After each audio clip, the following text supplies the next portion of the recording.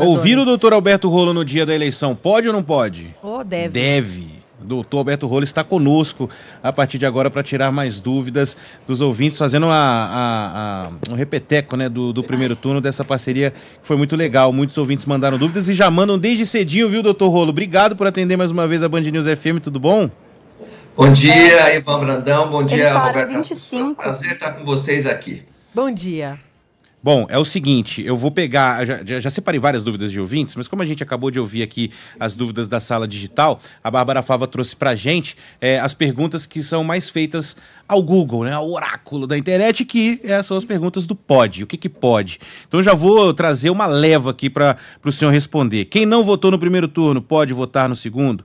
Pode justificar o voto online no segundo turno? Pode justificar o voto depois da eleição? Pode justificar o voto na mesma cidade? Pode ser preso na eleição? Essas foram as perguntas mais feitas, doutor Rolo, ao Google nesse segundo turno de votação aqui no Brasil. Começando então pela possibilidade de votar. Não votei no primeiro, posso votar no segundo? Com certeza, e vamos repetir o que a ministra Carmen Lúcia disse ontem. Não só pode como deve, o voto é obrigatório. Então, se não votou no primeiro turno, tem que justificar, mas pode votar e deve normalmente hoje no segundo turno, nas cidades que tem segundo turno. Sim, e como fazer a justificativa se estou fora da minha zona eleitoral, doutor?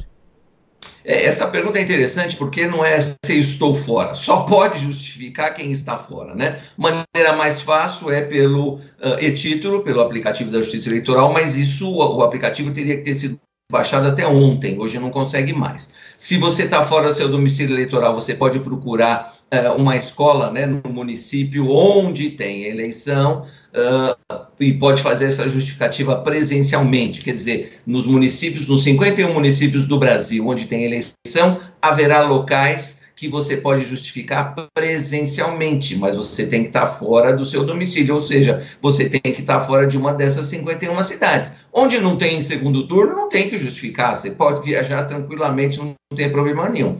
E pode justificar no site da Justiça Eleitoral também. Se não baixou o aplicativo, não quer ir presencialmente, pode justificar no site do TSE ou no site do TRE do seu estado. E depois, se não fizer isso hoje, tem até 60 dias. O que é importante lembrar é que 60 dias de cada turno, 60 dias do primeiro turno e agora 60 dias a partir de hoje para justificar.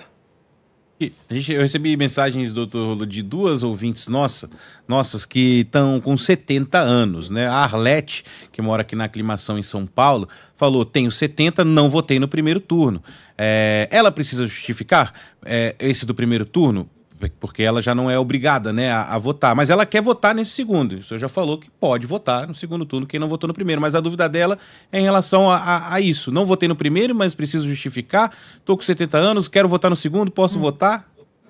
Então vamos lembrar, depois dos 70 anos o voto não é mais obrigatório no Brasil. Então se ela não votou no primeiro turno, não tem que justificar e pode votar normalmente no segundo turno, sem problema nenhum.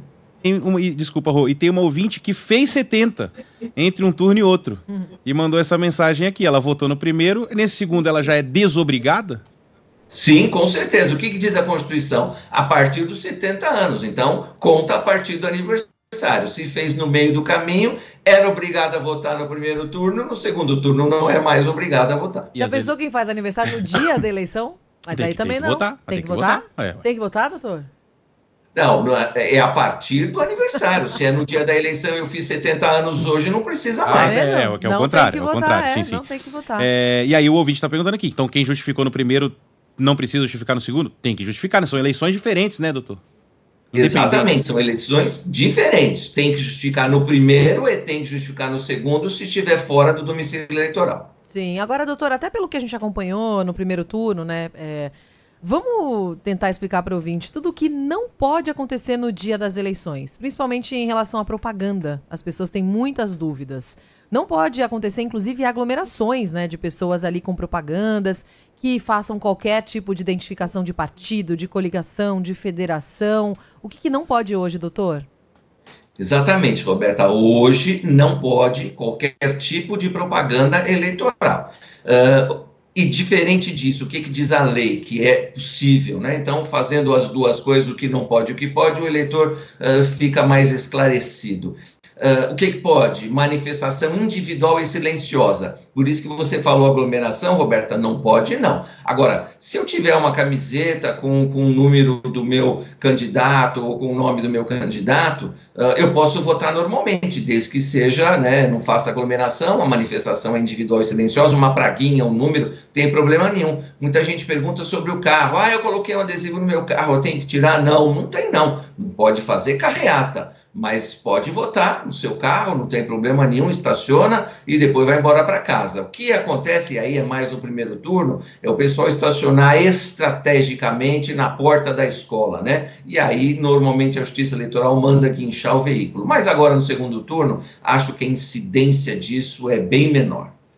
O Thiago Muniz, que está na rua acompanhando o voto do prefeito de São Paulo, falou isso, né? Que é uma situação completamente diferente do primeiro turno em relação a Santinho. Na rua não tem essa sujeirada toda, enfim, é uma outra situação. O doutor, sempre bom também conversar com o senhor sobre questões relativas ao próprio pleito. E tem duas dúvidas aqui que chegaram praticamente ao mesmo tempo, uma do Ed e a outra do Lauro. Eles perguntam qual é. Aí eu já aproveito para emendar também, né? Como é que é computado o voto branco? O que significa votar em branco? Qual a diferença do branco para o nulo? O corretor dele substituiu o nulo por nylon aqui na coisa, mas eu consegui identificar que ele estava perguntando pelo voto nulo. Muita gente tem essa dúvida ainda, né, doutor? Ainda tem essa dúvida, e por quê, Ivan? Antes da Constituição de 88, os votos em branco eram considerados votos válidos. A partir da Constituição de 88, então o pessoal mais novo não vai lembrar disso, né? O voto branco e o voto nulo não conta mais, está muito claro na Constituição. Quem ganha a eleição é aquele que tem a maioria dos votos válidos, vírgula, não computados os votos brancos e os nulos. Então, o voto branco e o voto nulo não serve para nada, é uma manifestação do eleitor, ele tem todo o direito de votar branco ou votar nulo, mas isso não influencia em qualquer resultado da eleição, mais a partir da Constituição de 88. O Francisco, nosso ouvinte, quer saber se pode votar com vários adesivos do candidato dele colados na camiseta, doutor. Olha, se for manifestação individual e silenciosa, eu não vejo problema. Que sejam vários adesivos, não tem problema nenhum. Ele resolveu colocar lá, fazer da camiseta dele uma bandeira, alguma coisa do tipo, não vejo problema. Regra é individual e silenciosa. Essa dúvida aqui veio veio nominal. Por favor, vocês teriam como perguntar para o doutor Rolo como funciona o processo de contagem dos votos, quando você coloca lá na urna até o resultado final, quem leva, quem busca, de onde vem, ele quer saber como é que é esse processo da contagem, doutor Rolo, porque a gente cansou, né, inclusive nas últimas eleições, de falar aqui sobre a segurança das urnas, né, a emissão da zerésima, falamos aqui no primeiro turno, que a urna não tem conexão com a internet, por exemplo, enfim, mas o nosso ouvinte tem essa dúvida, quer saber como é que funciona o caminho do voto, né, do confirma ali no verde, confirma até o resultado final. Então vamos lá, Ivan, importante a pergunta e a observação também. Nessa eleição de 24, houve muito menos incidência de desconfiança. Eu acho que o eleitor está aprendendo e essa pergunta vem nesse sentido. Parabéns pelo interesse. Vamos lá, vou tentar resumir, né? Primeira coisa, a nossa urna eletrônica, o sistema da urna eletrônica tem mais de 30 itens de segurança, mais de 30 camadas de segurança. Um deles, inclusive, eu estava aqui na Band News ao vivo ontem e foi transmitido lá do TSE, né? Então, como é que acontece esse caminho do voto? A gente confirmou, o voto vai ficar registrado lá na urna eletrônica. Você lembrou bem que não tem conexão com a internet. Os votos são misturados. Dentro do programa, os votos são misturados. Então, não adianta você saber em que ordem os eleitores votaram naquela urna, que não vai saber em quem ele votou. O voto é secreto e o sigilo está garantido. Os votos são misturados. Terminou a votação, 17 horas, horário de Brasília, vai ser emitido aquele boletim de urna. É como se fosse um extrato de banco de papel, quem ainda usa isso, né? É como se fosse, então, um extrato, é aquele papel mais mole, e vai ser emitido às 17 horas. Então, sem contato com a internet. Quem faz a apuração é a urna eletrônica, a apuração é feita ali. Então, depois, mais tarde, se a gente tiver alguém da reportagem, vai lá, faz ao vivo, vai ver. Né, eu estou em São Paulo, né? Então o Boulos teve tantos votos, o Nunes teve tantos votos, votos brancos tanto e votos nulos tanto. Total de comparecimento, total de abstenção. Aparece tudo ali, às 5 horas da tarde, sem contato com a internet, fica fixado na porta da escola, do local de votação. Aí o presidente na mesa vai pegar o disco lá de memória, o cartão de memória, né?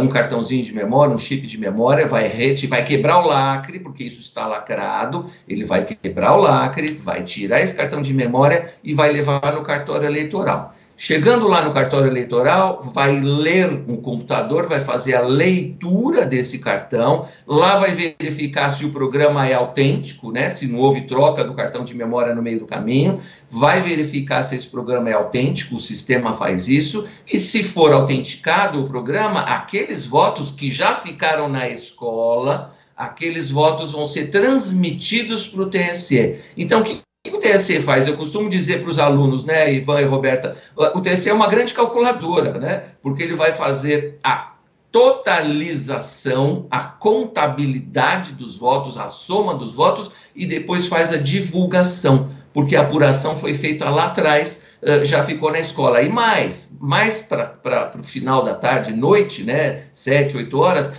aquele boletim de urna que ficou na escola vai poder ser conferido no site do TSE. Ou seja, se eu tirei, tem aquele QR Code, se eu tirei, gravei a foto do boletim de urna na escola, tem que ser exatamente o mesmo resultado que vai aparecer no site da Justiça Eleitoral, ou seja, os mesmos votos que foram deixados lá na apuração da escola vão ter que ser os mesmos que foram computados pelo sistema da Justiça Eleitoral. Então, é mais um elemento de confiabilidade, de auditoria, né? O pessoal fala, voto inauditável. Mentira, a gente já está cansado de dizer isso.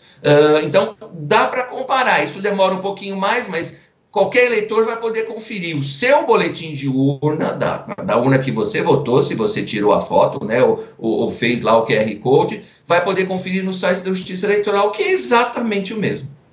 Muito bem, é isso aí, urnas auditáveis e seguras. O doutor Rolo vai continuar conosco, a gente vai ter que abrir um espacinho aqui para as notícias locais, doutor. Já já a gente volta a falar com o senhor, porque temos muitas dúvidas ainda, e principalmente eu tenho uma dúvida aqui em relação a uma multa para Solange, nosso ouvinte, entendeu? Qual é a multa para a pessoa que está fazendo almoço às 8h30 da manhã, Roberta, e a gente aqui no plantão de domingo ainda não tomamos o nosso cafezinho, entendeu? Ela merece uma multa maior do que os 3,50 da Justiça Eleitoral. Mas daqui a pouquinho a gente volta a se falar, doutor. Um abraço. Segura a audiência que o doutor Rolo vai responder essa questão vai também. tomar um cafezinho? Até já, doutor. 8h30.